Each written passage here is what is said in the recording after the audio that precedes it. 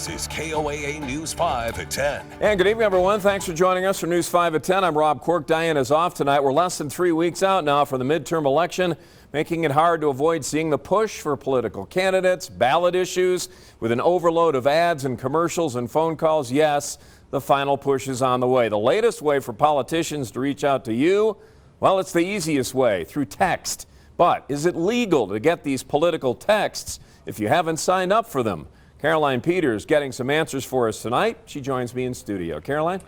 Rob, the short answer is yes, these texts are illegal. Some voters might be wondering, though, why am I getting these texts despite being listed on a do not call registry? Well, I talked to an attorney here in the Springs to get that answer. The Colorado Revised Statute 61903 defines telephone solicitation and breaks down what this means for the voter. Telephone solicitation does not include communications made for the sole purpose of urging support for or opposition to a political candidate or ballot issue. This allows politicians to text you for campaign purposes. The Federal Communications Commission has its own set of rules that are a bit stricter.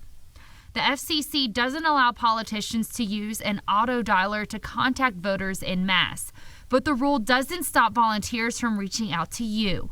This is why the campaign texts are coming from actual volunteers' cell phone numbers. Specifically, election calls cannot be regulated by the FCC, and therefore they are allowed. Texters like this one, who told News 5's Allison Zimmerman that she is a volunteer. Most of these volunteers get your number from the voter registration database. They can request this from the Secretary of State's office or from the county clerks. If you gave your phone number when you registered to vote, then it's out there on public record. We all unsubscribe from them or we text stop, but our name's on a list, and this list is controlled by the two major parties, and they sell it down to other clients. And it can be tough to get these texts to stop. No matter if we're on the do not call list or not, we still will be, unfortunately, receiving them.